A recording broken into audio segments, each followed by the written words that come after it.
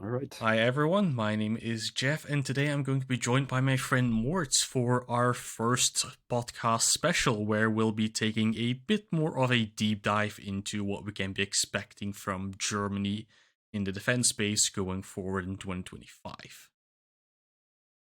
Hello. So, let us just start off with everyone's favorite topics, procurement. Let's go. What do you What want to start off? I think we can keep it simple and start off in the ground compartment. So, what are the big ticket items that we can expect within the next year? So if we're talking 2025 and 2026, I think the big thing is going to be releasing all the funds from or all the capacities from the framework agreements. So over the last few years, Germany signed a lot of framework agreements to procure certain vehicles, planes, munitions, etc., etc. And just because of the time pressing issue here, I think that's going to be one of the big factors. So artillery munitions, tank munitions, etc., etc. So, of course, Germany has the framework agreements running now with the planned increase of the military budget and the still funds from the special fund being released. We'll be seeing a lot more of the framework agreements getting called off. So we can probably expect things like additional orders for Pumas, for example, RCH 155, Correct. Boxer weapon carrier, Boxer IFV. Yeah. In general, I mean, the biggest ticket item is probably the 155 munitions, because as you might recall, they That have an that 8.5 billion euro yeah contract with that that. that was the single largest framework agreement I think Germany's ever signed. Correct, and maybe you'll have the numbers in your head right now, but I think so far like 1.5 billion have been released, and if you pay attention to some of the insiders, it's expected that at least half of the total framework agreement will be released during this or next year. So about 4 billion euros in 1.55 munitions alone. Which is a substantial increase to Germany's stockpile, even comparing to what it was pre 2022. Yeah, definitely. I mean, the goal overall. I mean, you'll have this come up more often while we talk. A lot of this depends on the NATO requirements as well that are coming up in June.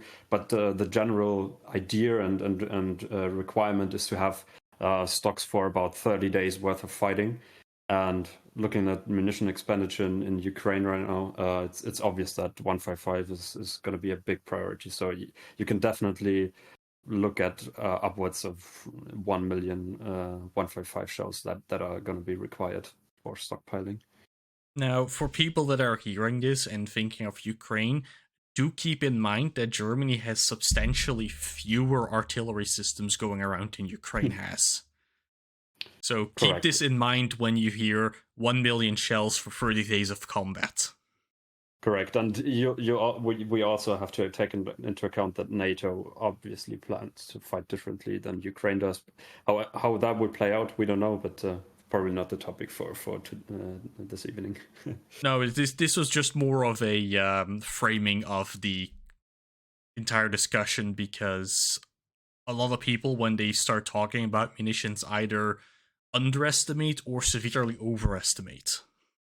Sure, and I think this is also going to apply to other things that we might touch, so like UAV and other systems. Always kind of a bit of a apples and oranges comparison, Yeah. in my opinion.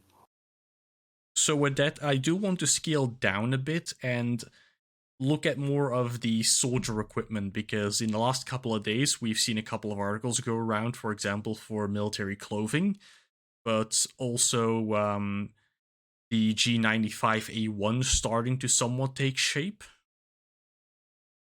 Correct. So currently, the Bundeswehr is equipping all of its soldiers and reservists with a new backpack systems, with new armored vests, and also new combat clothing.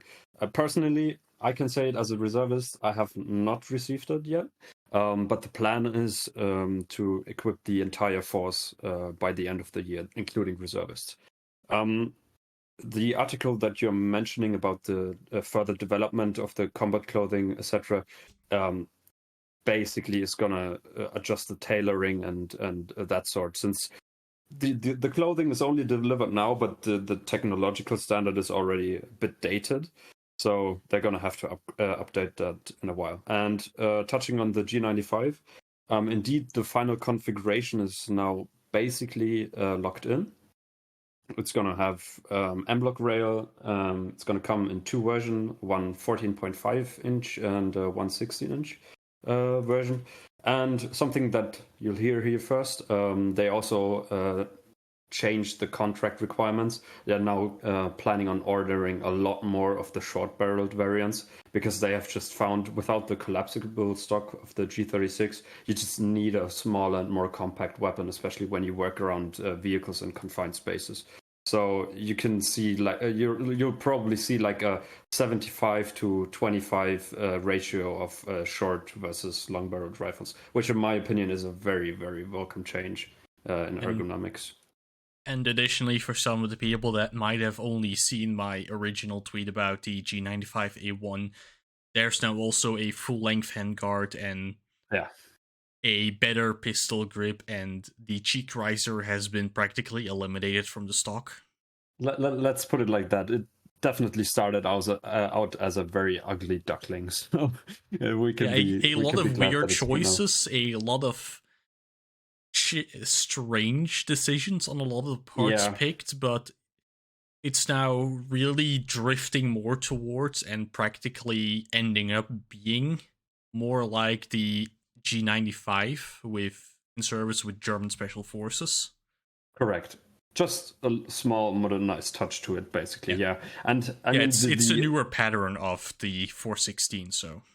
Correct. And you also have to say, with regards to the initial configuration, that was basically drawn up by people who spent most of their time behind the desk, and all these design choices didn't really survive first contact once the rifles got into the trial units who went to certain places around the world, deserts, jungle, etc.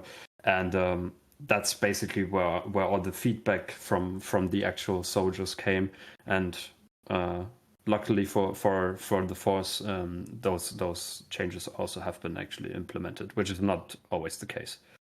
Yeah, no, when we started getting the pictures from the testing in Panama, for example, we saw that they had swapped the pistol grip, swapped the buttstock, gone for the full-length handguard. So even back then, they already were going the direction of basically just getting the G95 from the Special Forces a bit more modernized and that to the troops. Yeah, and that's one of the positive examples of a good working feedback loop, I would say. In terms of the optics, that has not really been communicated yet. There's not really a clear picture. It seems like they don't want to use the Arcan anymore because that has been dropped from the trials list. It might end up being a Hensoldt 4 biscope, so essentially like the Arcan, just without the 1x option with an aim point red dot on top. But in terms of that, the final decision, as far as I'm aware, has not been made yet. So, of course, with the new rifle coming into service, we are likely probably also going to finally start the phasing out of the MG3 from German service going forward. Correct. Yeah, that is also already in full swing, essentially. Same goes for the P8 pistol. The replacement is already shortlisted, and the final decision will be made this year. But in terms of the MG3, I think there's about 15,000 MG5s already. And for the most roles, it's already been replaced, but certain niche roles, for example, coax MGs for Leos, the MG3 those are likely to remain MG3s on the current versions in service, just because it's not worth switching them out. Exactly. So it will remain in place for certain purposes. Also, fun fact: there's not a proper plastic munition boat for the MG5 yet, so the troops still use MG3 for that as well. But yeah, it's going to be these kind of niche roles that the MG3 is gonna Now, fill. you But, say yeah. plastic munition bolt. What exactly do you mean by this? Because that's the first time I'm hearing about it.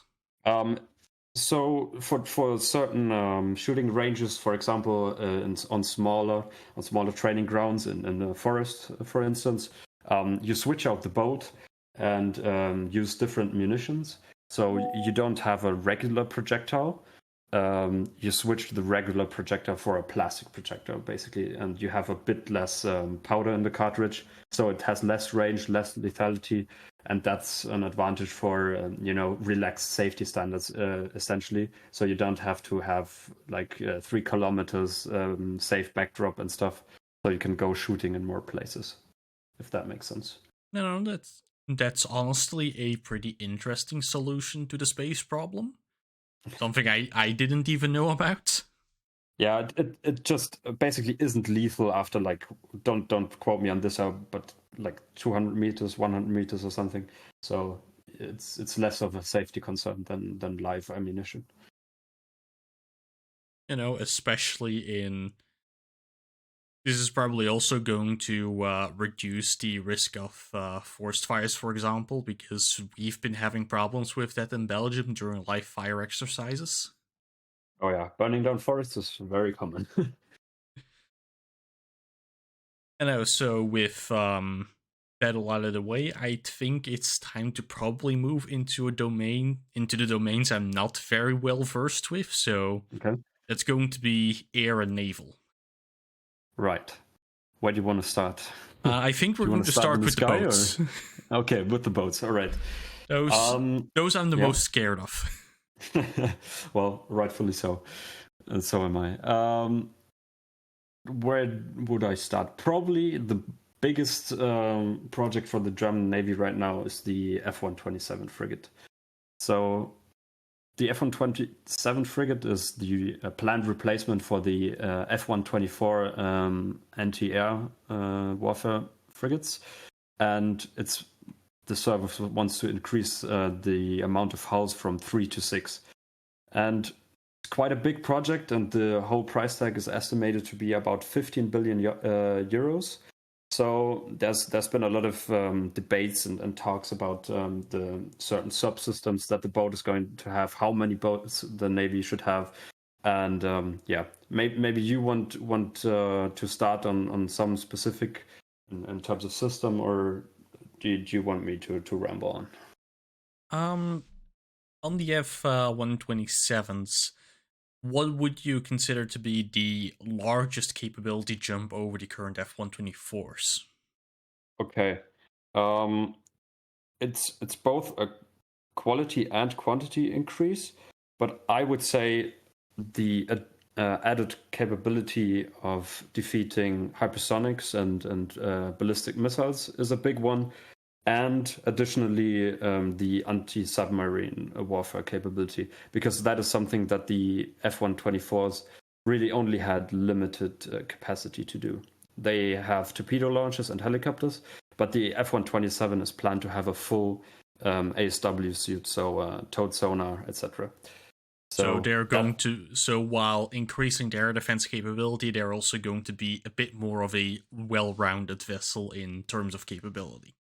correct, and that is largely down to the planned export of the class as well, because Germany is intending on exporting the type to Norway as well, and Norway specifically is looking for ASW capabilities as well. Now, how likely that export is, I would say it's less likely to happen, because I see the British proposal to be leading in that front. But for the German Navy, it adds the benefit of having essentially a complete multi-purpose ship. And obviously, the whole Aegis procurement also opens up a lot of cooperation possibilities with the Americans, both in the realm of interceptor missiles, SM-6, SM-3, but also radar. So it's going to be either the Spy 6 or the Spy 7 radar in that case. Now, another thing that we have seen floating around from time to time is a proposed integration of IRIS-T SLM onto German ships. Correct, and that is progressing quite well. So this is a two-sided affair, in my opinion. First off, you have the integration of the IRIS-T family into the Mark 41 VLS systems. So basically the vertical launch systems that all the German Navy frigates use. But also the integration of an ISO frame solution. That kind of leads us to the next ship of the German Navy, the F-125. The F-125 currently does not have a Mark 41 VLS, and it probably will never have that. But in the recent times, we've seen it in the Red Sea, where ships have been quite vulnerable to ballistic missile attacks, anti-ship missile attacks. The German Navy really wants to upgrade their F-125s. So the solution or proposal that they've come up with now is to put basically a land-based IRIS-T SLM container onto the ship and integrate it with the existing radars. An interesting detail there is the radar of the ship is pretty much identical with a land-based IRIS-T SLM battery. So it's a fairly low-risk solution. And they plan on live firing the whole configuration in Q3 or 4 this year. So that would be an 8 missile per ISO container solution, or? Correct. That would make 16 missiles in total, plus the 42 rolling airframe missiles that are already existing on the F-125. It's not a whole lot. It's not a whole lot, but for the F-125, it is a jump in capability because they currently have nothing that could reach out to the 40-kilometer range. Correct. And the same kind of goes in the ASW, anti-submarine warfare department. The F-125 currently only has 2 helicopters. But something the German Navy is planning on doing is also increasing the capabilities of the ship in that regard. So, I mean, the 2 solutions that could be possible would be installing sonar in the rear of the ship with increased cost, or integrating a USV, so like an unmanned surface vessel. But both of these are kind of high risk, kind of expensive, and not really guaranteed to succeed. So that for now they are concentrating on the AAW aspect of the ship. Then I think there was also something about submarines. Correct. So they ordered 4 additional boats, 2 additional boats, I want to say, and for those boats, they're probably going to order more munitions. Currently, those are Type 212s. Type 212 CDs, so okay. The new common standard with the Norwegian Navy, and the considerations there have been going towards installing cruise missiles. This was floating around in a recent conference in Norway. As you might know, Germany and Norway are currently developing a cruise missile together, the 3SM, which is also going on the F-127, F-126 frigates. And the consideration there is to increase the armament range of the submarines with these. But this is not really 100% concrete yet. I think you might see decisions on that in early next year. Anything else going on naval-wise in terms of procurement? I would say so. So the main thing is the midlife upgrades of the existing ships and the focus on more unmanned systems. To get to the first point, both the F-123 and F-124 ships are being upgraded with new radar systems, new electronic warfare, just simply due to the fact that they'll have to serve into around mid-2030s. So they kind of need the capability boost in those areas.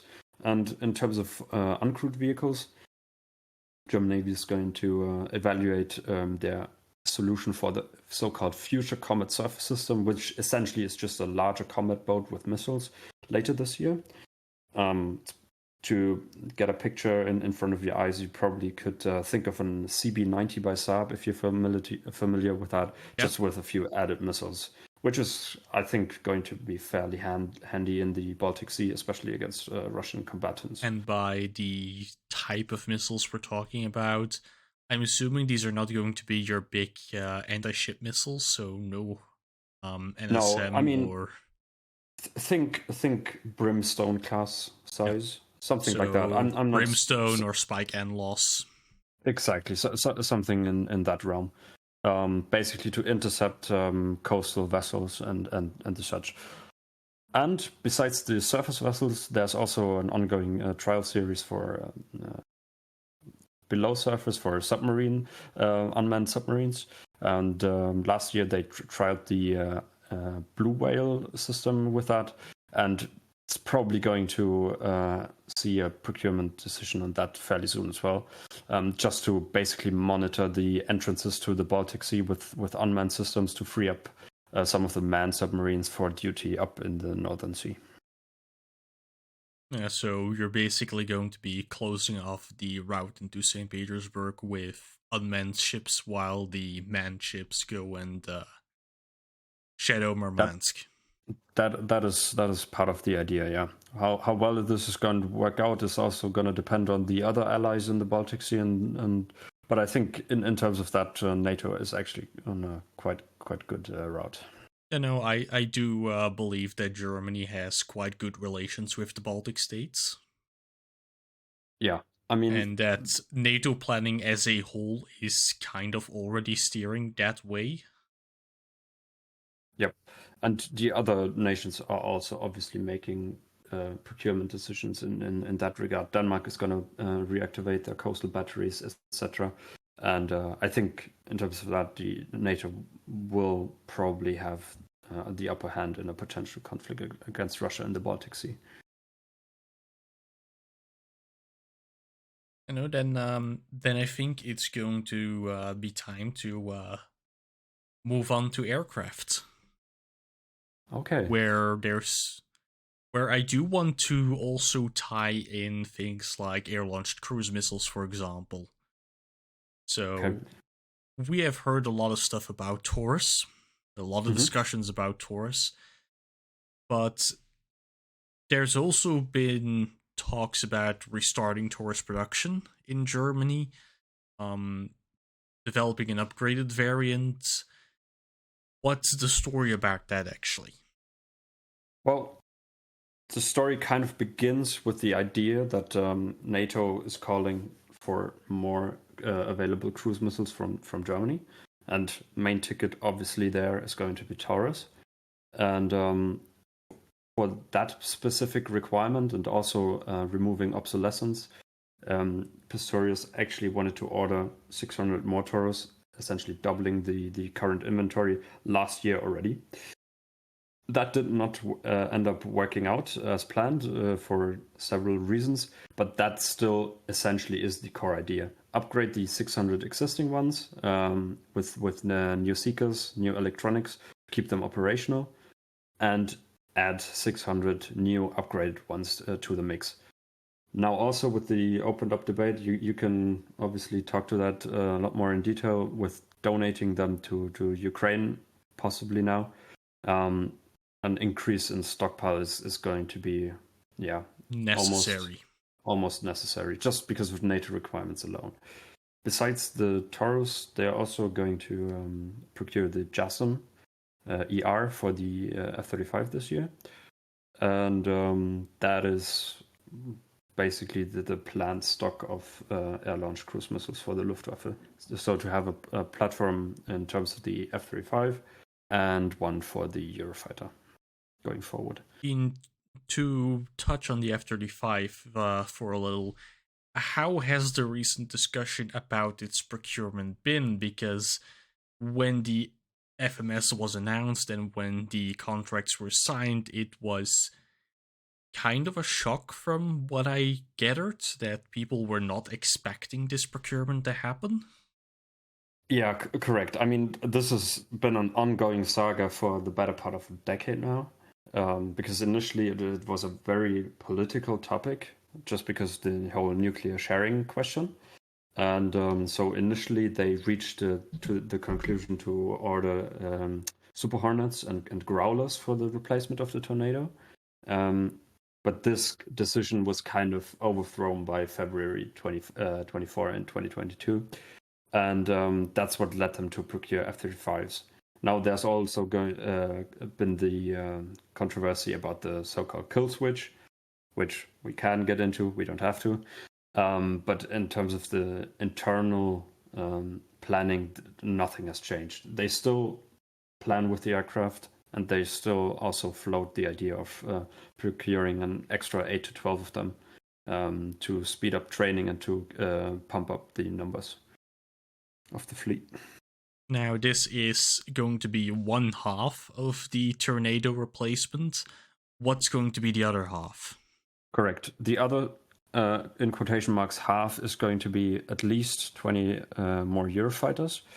Those also will be definitely ordered this year. And the final configuration is not 100% clear yet. But it's expected to be, as I said, at least 20 aircraft. With the new budget situation, it's also possible that they are going to order more down the line. Because right now, on paper, we have 90 Tornadoes to replace. With the 35 F-35s and 20 Eurofighters, you obviously don't get a one-to-one replacement in numbers. But yeah, you're still about 35 airframes short. Correct. You do have to say that it's significantly less than 90 in actual service already. Yeah, it's what we have in inventory versus what's actually flight worthy. Correct. Yeah, flight worthy is even another question, but anything resembling a plane is about 70 airframes. And besides that, the one-to-one replacement might happen, but it's not 100% set in stone yet. The ongoing budget discussions will probably settle that question in a few months. Now, we can't really be talking about aircraft without talking about drones. Correct. Germany is part of the Eurodrone program. So how's that been going, and what are actually the intended purposes for that drone? Because a lot of people have been comparing it to, say, the MQ-9, for example. And I want to discuss more what it's going to be used for before we're going to be comparing it to any other type of drone that might have a different use case.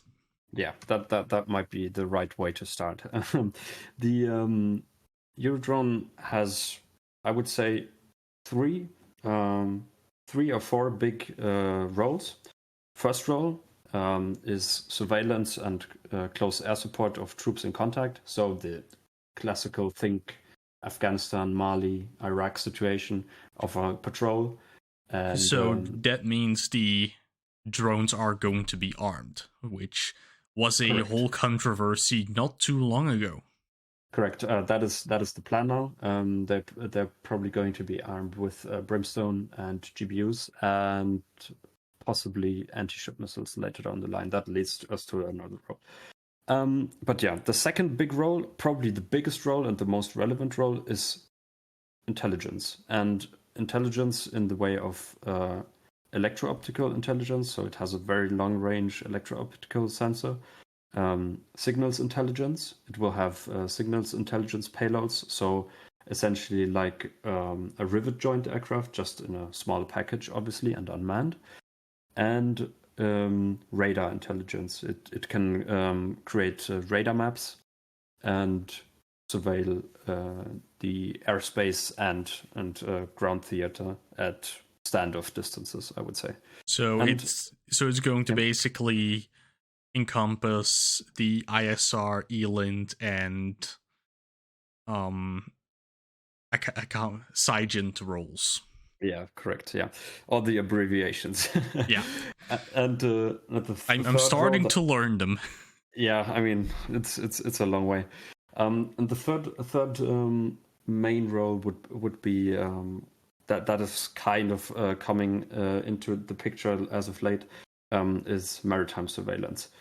And in terms of that, it will probably be carrying sonar buoys, I fucking can't pronounce that, and a magnetic anomaly detector, and anti-ship missiles. So it will have quite a punch in that regard as well. In terms of anti-ship missiles, what do we expect it to be carrying? I think NSM.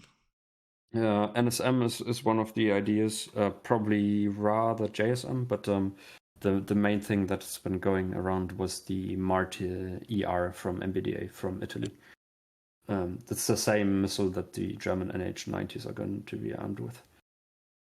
Yeah, no, for an airborne anti-ship missile, especially on a lighter platform, that's probably the best way to go. Yeah, it's a good solution at least. And these three things, I mean, that could lead us to the comparison to Reaper or Arak or whatever you want, if that's something you desire. But that's up to you. Go ahead.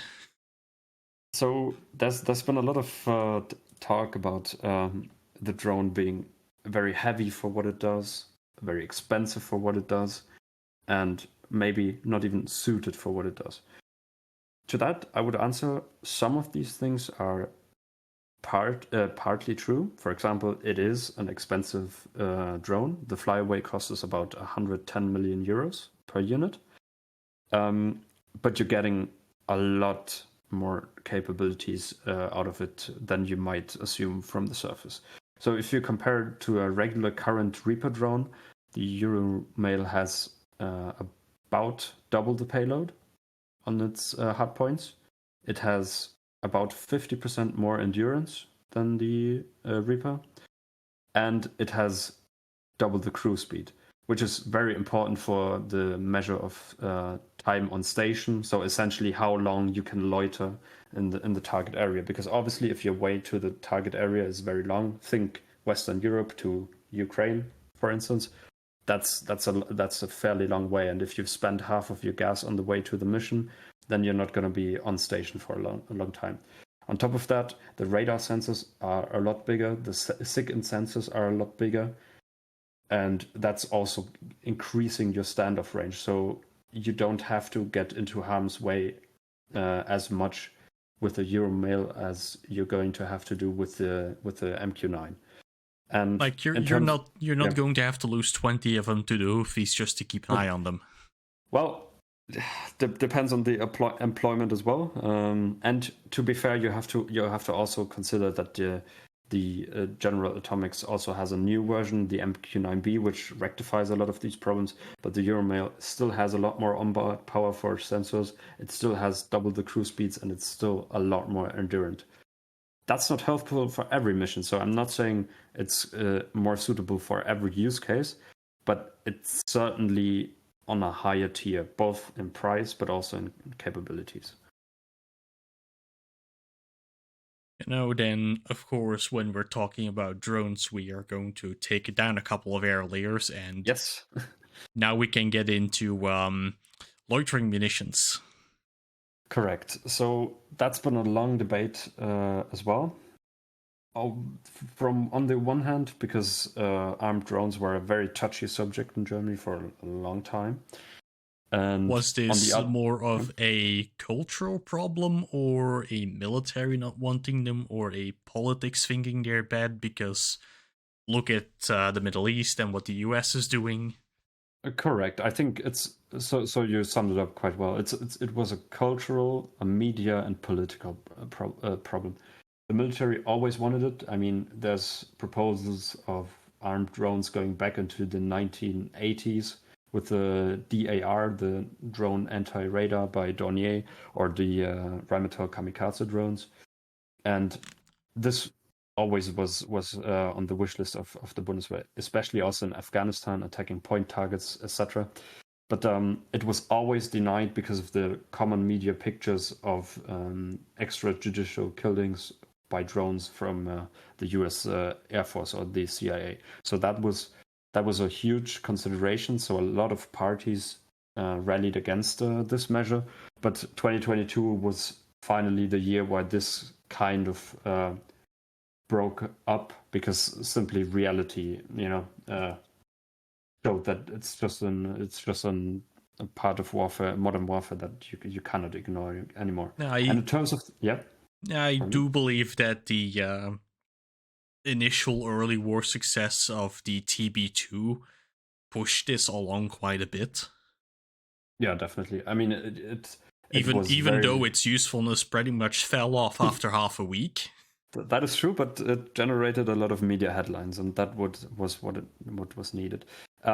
Another interesting detail, though, is that the new procurement of loitering munitions, which you probably want to touch on, I've already discussed it shortly previous episode with Savoy, but we can just quickly touch on it again. Okay, yeah. So I just wanted to add a detail regarding the political context of it. The loitering munitions were actually procured not under the pretense of armed drones, but actually as guided munitions. So the whole process of determining whether are these armed drones, are these legal, are these valid to procure, was circumvented by simply calling them ammunition. So that's also one way to get around it, I guess. Yeah, it's not a drone; it's a munition because it explodes on use. Yeah, I mean, it's in the end, it's all stupid semantics. It's pure semantics, but if it manages to push good capability into the German military, then go right ahead. Correct, yeah. That's what I would say as well.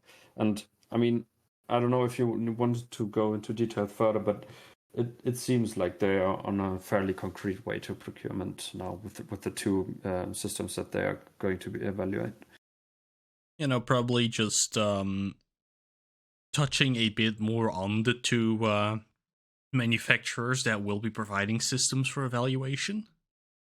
So on the one hand, you have Stark Industries, which is a subsidiary or separate company rather, related to Quantum Systems, which has been delivering vector drones to a few armed forces, including the armed forces of Ukraine.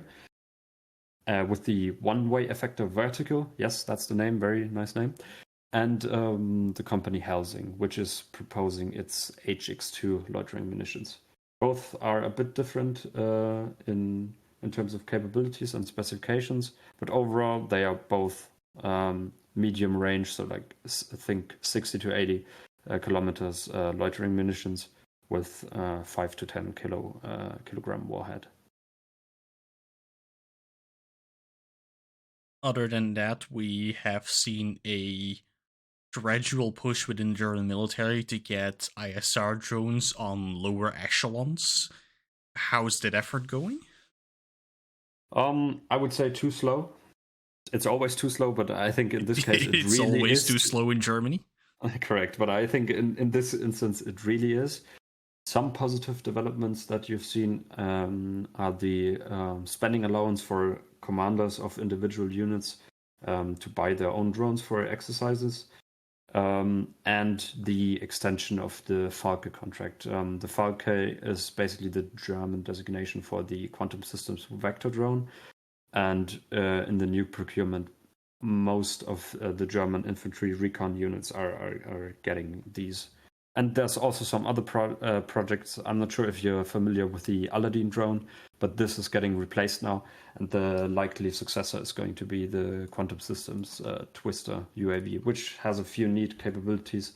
I don't know if you've seen it, but there's been the integration of an acoustical sensor for artillery location and some other nice gadgets. We have seen those already pop up from time to time on videos I am not actually allowed to share in Ukraine. Oh, that is interesting. Okay, yeah, that's news to me. Yeah, pretty cool, and it's likely that those will make their way into the German armed forces as well. We haven't seen them on Twister yet. We have seen them on Vector.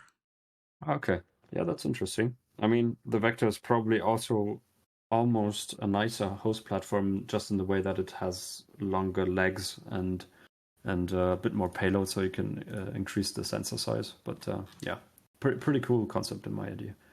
No, if they can manage to reach the claimed system capability, then it's going to be a very nice asset to have, especially in the role of countering borders and the lighter and shorter range artillery systems. So think 122 or 105. Yeah, definitely. And in terms of countering the more long-ranged artillery systems and getting deeper reconnaissance, Germany is getting the Luna NG from Rheinmetall, which also was proposed to be armed, but I'm not sure if the concepts for that were very sound. In my opinion, the few concepts I have seen for the Luna NG to be armed have always been small loitering munitions. Yeah. So and we have seen a similar thing happen in Ukraine where they would tie small FPV drones to larger, like medium-sized drones, just to get those FPV drones to altitude for drone-to-drone interception.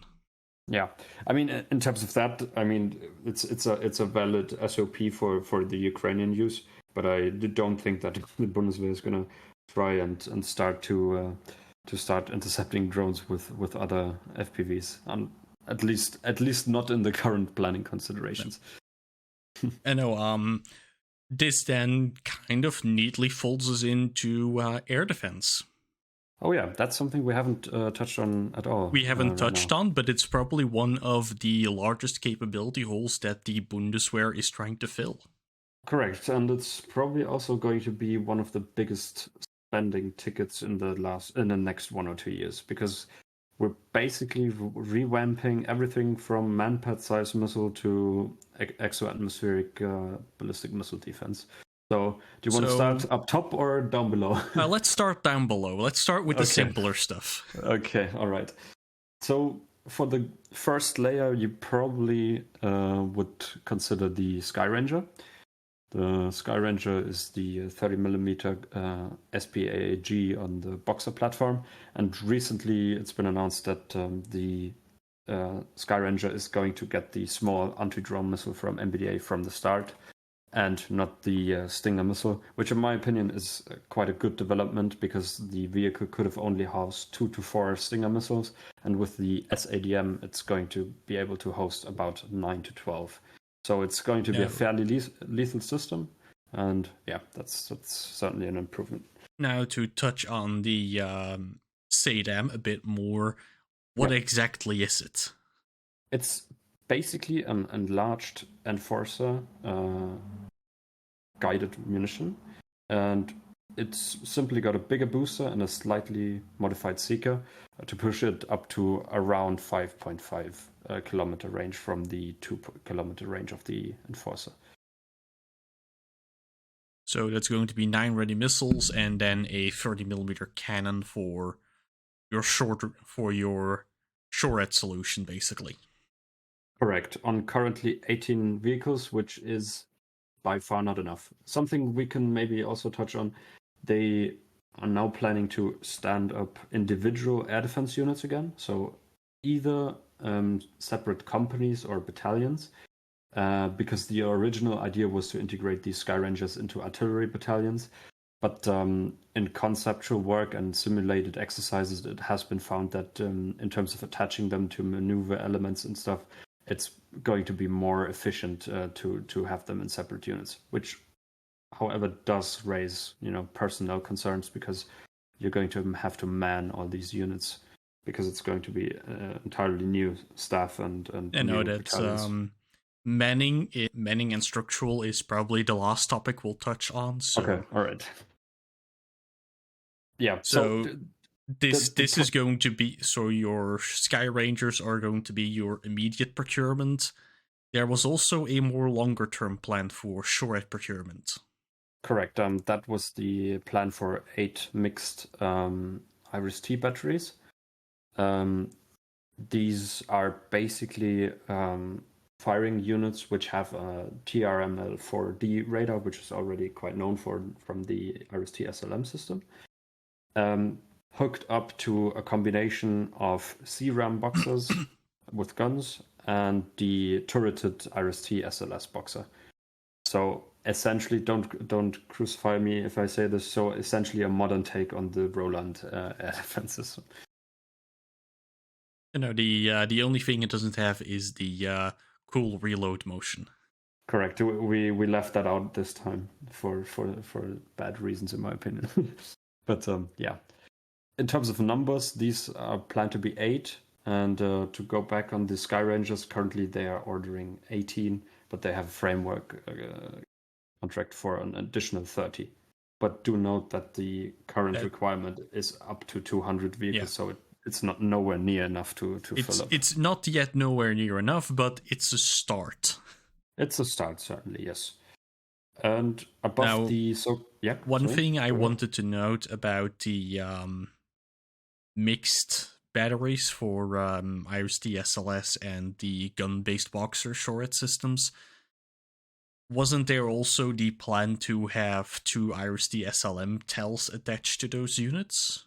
Correct. So it's like a, correct me if I'm wrong, but I think it's a three firing team solution. So you have 1 platoon of SLS, 1 platoon of SLM, and the CRAM platoon, if I'm not fully mistaken. And it's definitely a mixed capability, and it's different from the 6 SLM batteries that the Air Force has procured already. Yeah, those are strictly SLM batteries as we have seen them in Ukraine.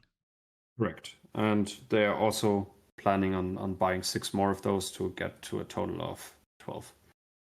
Which is an immense expansion of Germany's medium-range air defense capability, which previously had not existed anymore. Yep, that definitely was a huge capability gap, and they are looking to close that further, for example, by integrating the IRIS-T SLX into those batteries, which is currently in development for another customer nation already. That's Egypt.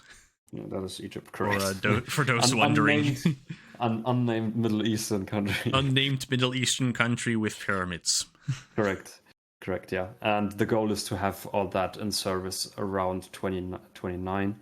And now, for those wondering, SLX basically pushes the range of the IRIS-T SL system to 80 kilometers, and I think it was a servicing ceiling of 30 kilometers. Correct, and unlike the previous versions, it also has a dual mode seeker. So the current IRIS-Ts all have an imaging infrared seeker for terminal homing, but the SLX, due to its increased range, houses both an IIR seeker and a radar seeker. So it's going to be also suited for intercepting short range ballistic missiles in that sense. That then pushes us up 1 layer to Patriot. Correct. So Patriot is already kind of on the way in terms of procurement, at least for the firing units. They have, I believe, off the top of my head, 9 remaining firing units in Germany. And on order, there are 8 additional ones. Now, these 8 additional ones have been ordered in the current modern configuration. However, it does not have the lower tier missile defense radar that the I think Polish and Swedish are getting. And, so you're still getting the ANMPQ-64, but with the M903 launchers. Correct. So essentially the modern current American version. So not the previous German version, but the American version. And in terms of interceptors, now, one more question, which is going to be vital for the feasibility of this. Will those TELs be truck mounted? They'll be trailer mounted. And this is kind of made some of the air missile defense people in the Luftwaffe quite angry. But this was simply done due to, 1, having a faster procurement speed, faster delivery, and 2, not having to recertify the whole system, which also ties into the time consideration, I guess. So, nope, it does not come in the cool truck-mounted solution anymore. Sadly, HX2 will have to wait for its Patriot conversion. Yeah, maybe it will happen down the line, but I maybe down the line, but not immediately, just to have the systems quicker. Correct, yeah. And they've also ordered the PAC-2 interceptors for a supplemental stockpile increase. Now built in Europe. That was a joint European procurement of about 1,000 missiles. Correct. And now the new plan is to have Rheinmetall produce components of the PAC-3 MSE, especially the booster and warhead, and order another around 500 of them to increase the number, I think, to about 600 in total. Which, again, is a very nice expansion to Germany's anti-air capabilities. But there's still one layer above this, which is probably the most controversial layer. One or two layers, depending on how you count it. On how you count it, one or two layers, but still the most controversial. Definitely, yes. So this would be the Arrow 3 system. It's the main anti-missile system for the Israelis, or main long-range anti-missile system for the Israelis. And Germany has ordered 3 of those. And it's was it 3, yeah? Not 4 batteries? It was 3 batteries, 3 systems. And they are planning on IOC this year with the first battery. But it's always been kind of controversial amongst analysts and also military personnel, because the only real threat that this could counter in terms of in the European NATO context right now would be the Oreshnik medium-range ballistic missile. Anything else, like Iskandars or actual Sarmats, so like ICBMs, could not be reliably intercepted by the system. But apparently the Luftwaffe has been aware of this after all, or maybe they've been made aware of it. We don't know. But at least now the plan is to initiate a letter of intent with the Israelis to also procure Arrow 4. And unlike the name suggests, the Arrow 4 interceptor works endo-atmospherically, so it essentially bridges the gap between Patriot and Arrow 3. So you have a capability to intercept more relevant threats from the Russians as well. So those are going to be your Iskanders, your KN-23s. Correct. So things of that nature. And it should be mentioned that these can simply be hooked up to the existing battery, so you just have to... Yeah, they're drop-in upgrades. Yeah, correct. So you just have to have a different launcher vehicle, but it ties into the existing operational command and the Green Pine radar as well. Yep. Besides that, there's a development project in Europe as well, the IRIS-T HIDEF, but this is still in the early stages, and we don't really have much information as to whether this is going to be procured or even developed to full scale, as usual. Or what its final capability set is even going to be, because we only really got a vague description of what it's meant to counter with hypersonic threats. Correct. It's going to be an endo-atmospheric interceptor, and that is almost it in terms of public details on it. And yeah, as with all the EU projects, it's moving not very fast, it's not very public, and not very concrete in terms of actual procurement. Now, talking about European projects, and you know where I'm going. Yeah, of course I know. There's 2 big ones. We have FCAS and we have MGCS. So which pain do you want to suffer first? Sure. Let's start off with the MGCS, I think. Probably more interesting to you as well. And it's kind of finally come to a bit more concrete development steps. I think 1 or 2 months ago, the 4 main consortium companies like Thales, Rheinmetall, and 3 main companies, Thales, Rheinmetall, and KNDS, have set up the project company, and the first demonstrator contracts are planned to be signed this year. So that's where you're going to have your gun evaluations, your turret, etc., etc. So those are the contracts under which the tough decisions are going to be made. Yeah, and that's essentially make or break for the whole project, because as up to now, drawing up concept plans, making strategy papers, and calling for requirements is the easy part. Actually, making decisions. Actually, bending the industry's arm to comply is going to be the other one. That is going to be the hard part, yes, and it's going to be very interesting whether they'll manage to find solutions on to workshare. do it this time, because we have because every time MGCS or FCAS is brought up, we have a complete comment section of people that will point out every single joint project France and Germany have ever tried for anything military related since the end of World War II. I like to add the positive example of HOT and Transall to not completely make that statement valid, but yes, there have been success stories. Yeah. But for every HOT or for every Transall, we have an AMX-30 Leopard 1, or a Boxer, or your fighter Rafale.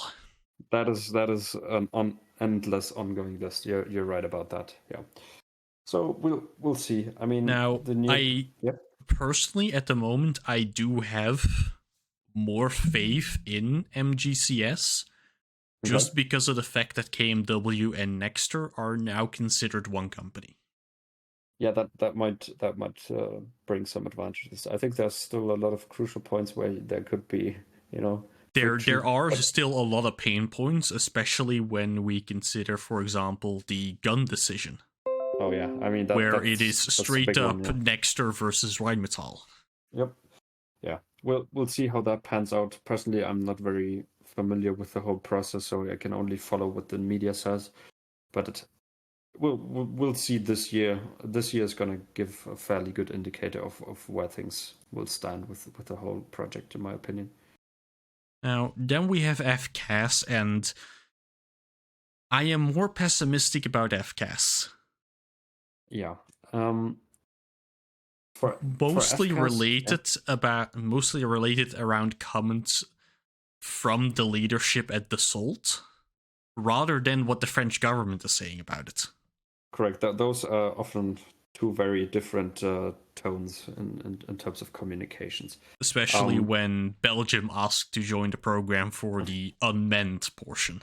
Yeah, you are very familiar with the backlash on that. Yeah. But it is indicative of a whole range of disagreements within the project. And most of it, if we're being honest, boils down to who gets to develop and build what. And that's always the answer to where the money goes. And that is the big point of contention. Like, actual requirements wise, they are fairly on the same page. There's still some questions as to whether the plane should be larger in size, smaller in size. If they should all be carrier capable or not. No, that's luckily not the plan. That's luckily not the plan. But yeah, in terms of outlook on that, they are planning on down select. So right now there's basically two system architectures in competition left. So basically two big concepts: how the plane is going to look, how the drones are going to look, etc., etc. And those have been trialed in the last about 1.5 years. And a decision on that is expected in the next 1 or 2 months. It was initially it was expected to have already been completed about a month ago, but that has been delayed. And in terms of the European programs delays, it happens. It happens. It's a part of life. And the next big step after that, or the next milestone after that, would be the signature of the phase 2 contract. And that is similar to MGCS, not entirely the same, but similar. That is the phase where the demonstrators would be built. That is where the development work would really kick off. And that's where the hard choices are made.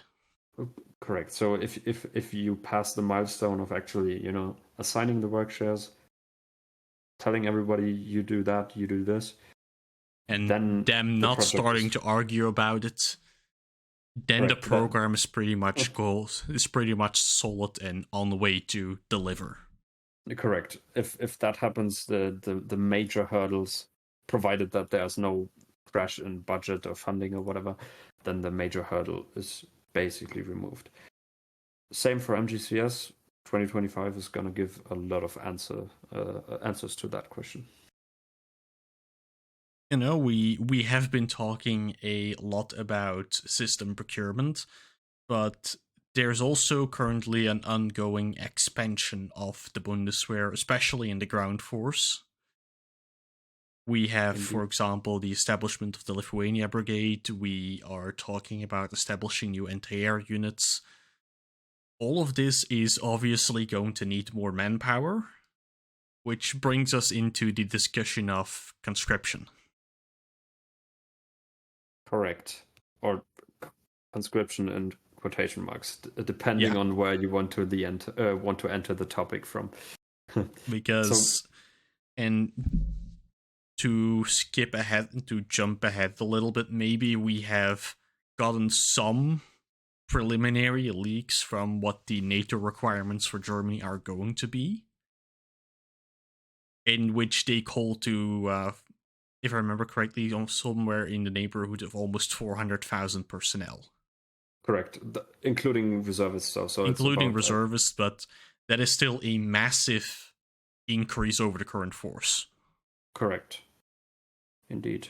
And the current idea to tackle that is with more attractive recruitment and with a, let's call it, voluntary service model. So basically, every male individual turning 18 from now on is going to get a sheet of paper, essentially a questionnaire. And in that questionnaire, similar to what the Swedish are doing, you can answer in terms of your physical fitness. You can give your intent to serve, etc., etc. And based on that decision, there might be you might be called into the armed forces. But currently, this has no mandatory factor to it, so it's entirely voluntary. They expect a recruitment increase with this, but my suspicion is that this is not going to be enough, especially with the new NATO requirements, because we're already struggling to hit the current goal of around 200,000 soldiers. It's going to be way harder if that number rises to, let's say, 300,000 active troops. It's not going to be possible without a mandatory component, in my opinion. And do you expect Germany to, at the moment, be capable of actually running a mandatory system, or does there first need to be a massive expansion, for example, say infrastructure? Currently, the forces are completely unprepared. There's not enough teachers. There's not enough personnel to train the new recruits. There's not enough units for them to go into. There's not enough barracks. There's not enough money. And basically, every question you can ask is answered with a no. There's not enough. Correct. So this either leads to the conclusion that A, you have to reduce your commitments, or B, you massively increase all the mentioned resources to be adequate to have a conscription system. That's, in my opinion, the two honest answers. Now, we have seen that the military budgets above the 1% of GDP spending limit has been uncoupled from the debt brake. What do you expect this to actually lead to in terms of a military budget? Right. So, as we've said quite a few times now already, a lot of that is contingent on the NATO requirement, because it's fairly obvious at this point that there's going to be a new benchmark way beyond the current 2%. I think a lot of that is going to be oriented to at least close the gap to the new requirement. If we want to put it in concrete numbers, right now the regular budget is about 50 billion euros. Pistorius wants a regular budget of 60 billion this year. And on top of that, currently you have the first special fund money, which amounts to up to 20 to 30 billion per year up to 2028. So right now you're speaking about, let's say, 80, 90 billion annually. But that is obviously going to have to rise significantly because that is barely 2% of GDP as is. And of course, the special fund will run out in 28. Right. So after At that, which point a massive increase in the regular budget is going to need to take place to compensate. Correct. Regular budget in this case also being all the debt that is going to be racked up with it. But yes, technically the regular budget, yeah. So with that, I will be thanking you for coming on here and talking to us for just over an hour. Passed fairly quickly. It was fun. Yeah. Of course, thank all of you for watching, and we will hope to see you again in a later episode.